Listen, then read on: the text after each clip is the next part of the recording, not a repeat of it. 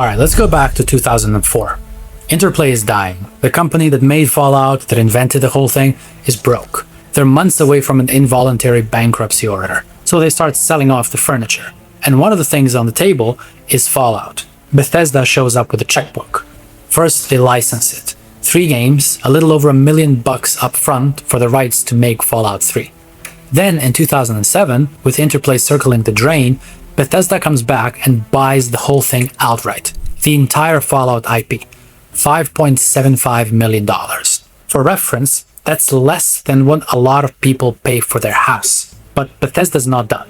Interplay held on to one tiny scrap, a license to maybe someday make a Fallout MMO. And Bethesda took them to court over it for 3 years. And in 2012, they finally settled and Interplay walked away with nothing.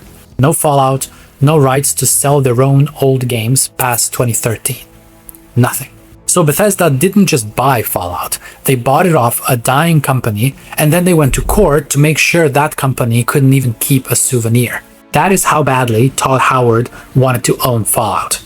18 years later, in July of 2026, somebody walked into that building and just took it off of him, and there was nothing he could do about it. So let's talk about how we got here.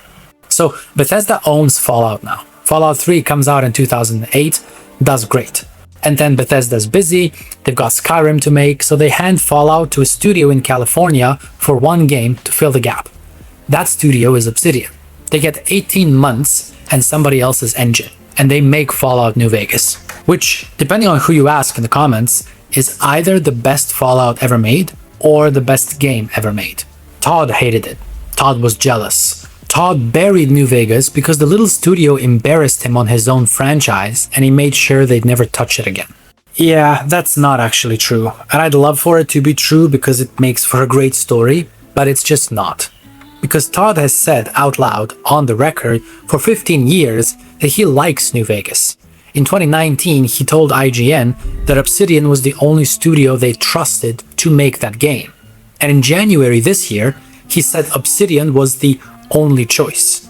He also revealed that the one mandate Bethesda gave them, the single instruction, was that the game had to have factions in it. Which they did. Boy, did they. So, no, Todd Howard doesn't hate New Vegas, at least not openly. He's not sitting in a dark room seething about Obsidian. But what he did was so much more boring than that. And arguably so much worse. He just kept saying no. Here's Todd in 2018. The Guardian asks him straight up, would you ever let Obsidian make another Fallout? And here's what he says, quote, I wouldn't say never, but now that our company is so big, it's always better to keep stuff internal. It becomes less likely, but I could never say never. I thought the Obsidian guys did a fabulous job. Now, that is a no. That is a hard, load-bearing, franchise-defining no. And it's wearing a little hat and a smile. I could never say never. They did a fabulous job. Yeah, so he's so nice about it. He compliments them on the way out the door. And this wasn't a one-off. He gets asked this question basically once a year. And every year he does the same thing. He says something warm about Obsidian, and then he says no. In 2019, no. Over and over for 15 years, the world's most polite no. And to be fair to Todd, because his reasoning is not crazy, he's not wrong that a big company wants to keep its crown jewels in-house. That's a normal thing for an executive to think. It's just that normal executive thinking is how you get 15 years with no Fallout game. So let's actually add it up. What did the keep it internal era guess? Fallout 4 in 2015, then Fallout 76 in 2018, which they largely outsourced anyway, so, you know, great principle, Todd, really stuck to it. And that's it. That's the list. 11 years, 1.5 Fallout games.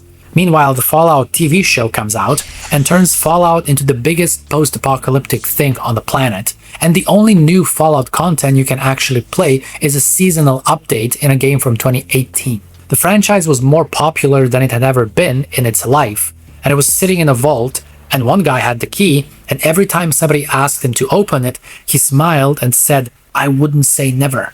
Okay, so let's get to July. In February, Xbox gets a new CEO, Asha Sharma. I talked about her in my previous video.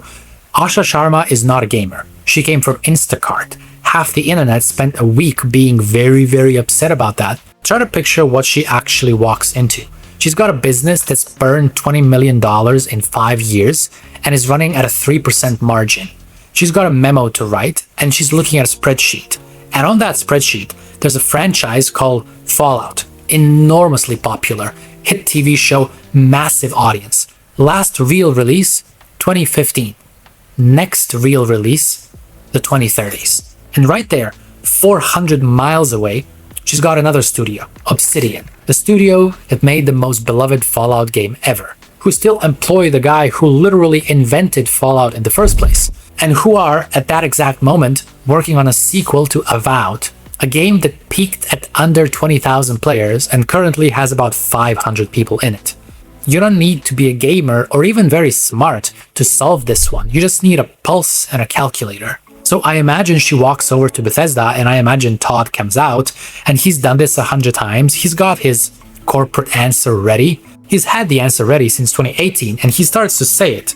Well, you see, we're doing more with Fallout than we ever have before. Have you tried 76 recently? And Asha just takes it. She doesn't argue. She doesn't schedule a follow-up. She picks up the Fallout IP off his desk, walks it down the hall, puts it on Obsidian's desk where Josh Sawyer is sitting, and then she goes back to work. Because she's got 1,600 more people to fire that morning. 4 months. That's how long it took. 15 years of, I wouldn't say never, and the woman who's never played Fallout or Elder Scrolls solved it in 4 months.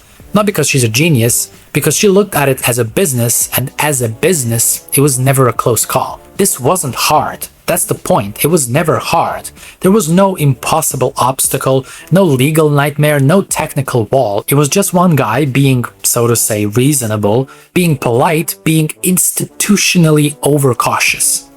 15 years of a completely sensible no. And sensible cost this franchise more than a decade. Todd Howard bought Fallout out of a fire sale and sued a dying company into the ground to make sure nobody could take it from him. And then he sat on it. And then it got taken from him anyway in an afternoon by someone who didn't even want it really badly. She just wanted it to make money. There's something almost sad about that, honestly. And look, I'm not dancing on the guy's grave. Like, Todd Howard made Fallout 3, which is why a lot of you are watching this channel. He made Skyrim. He gave New Vegas to Obsidian in the first place, which nobody made him do. He did make some good moves. He was just a guy holding the door shut. He wasn't holding it shut out of spite. At least I don't think so. He was holding it shut because that's what you do when you're big and you're careful and you've got a lot to lose. But now somebody's opened it and he doesn't have a say anymore. Fallout isn't Bethesda's call, it's Xbox's. I mean, it technically always was, since 2021, but for 5 years everybody kind of looked the other way, because Todd was Todd, I guess. But nobody's pretending anymore. Until next time.